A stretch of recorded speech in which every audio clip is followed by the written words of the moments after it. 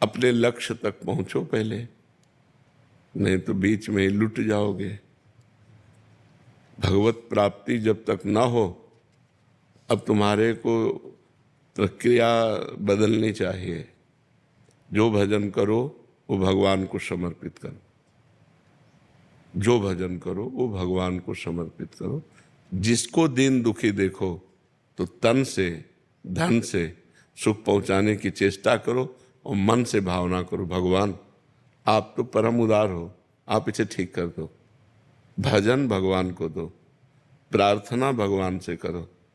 शरीर से और धन से अगर सेवा बनती है तो वो सेवा कर दो, भजन भगवान को दो भगवत प्राप्ति के लिए। जब तक भगवत प्राप्ति ना हो जाए तब तक भजन खर्चा करने का बिल्कुल अधिकार नहीं रखना चाहिए। महाराज जी, उस समय मन बहुत द्रवित हो जाता है, तो तन से सेवा कर दो और मन से प्रार्थना कर दो। आपका भजन तो थोड़ा है ना, और भगवान अपार करुणा सिंधु हैं, तो हम प्रार्थना करते हैं कि भगवान इसके कर्म को आप नष्ट कर दो, इसको सुख प्रदान करो। हे भगवान आप इसके दुख को दूर करो। ये तो हर भक्त विनय कर सकता है। तो विनय करना, शरीर से और धन से सेवा करना, भजन को भगवान के चरणों में समर्पित करना, वो सिर्फ भगवत प्राप्ति के लिए। हमारा जन्म साधन धाम मोक्ष कर द्वारा, हम भगवत प्राप्ति के लिए भजन करते हैं। और दूसरी बात, सब में भगवान है, सब रूपों में भगवान है। तो जब कोई दुखी हो तो देखो भगवान दुख की लीला कर रहे हैं। तो हमसे जो बन सके हम तन मन धन से सेवा कर दें, लेकिन भजन भगवान को दें। भजन का फिर उससे लक्ष्य की प्राप्ति में बाधा पड़ जाए। महाराज जी विचार ऐसा आता है कि मैं तो और भजन कर लूंगा, लेकिन इसको, लेकिन शाम तक जियोगे आपको पता है क्या? शाम तक आप जियोगे क्या, ये कोई गारंटी तो है नहीं ना।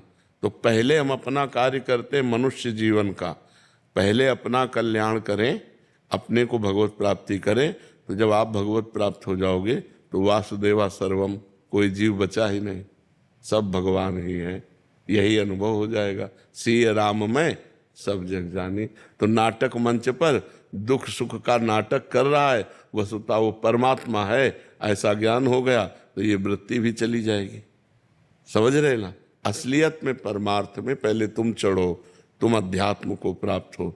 तो जब तुम्हारा चश्मा बदलेगा तो सर्वम खलमिदम ब्रह्म, सब ब्रह्म विराजमान है। तो दुख सुख का कोई खेले नहीं है। माया में दुख सुख है, जैसे स्वप्न में दुख सुख होता है तो जागृत में मिट जाता है, ऐसे ही जागृत का दुख सुख ज्ञान में मिट जाता है। जब आप ज्ञान को प्राप्त होगे, भगवान को प्राप्त होगे, तो न दुख है न सुख है, वही सच्चिदानंद परमात्मा स्त्री पुरुष रूप धारण किए हुए लीला कर रहा है, ऐसा अनुभव आएगा। तो अपने भजन को भगवान को समर्पित कर।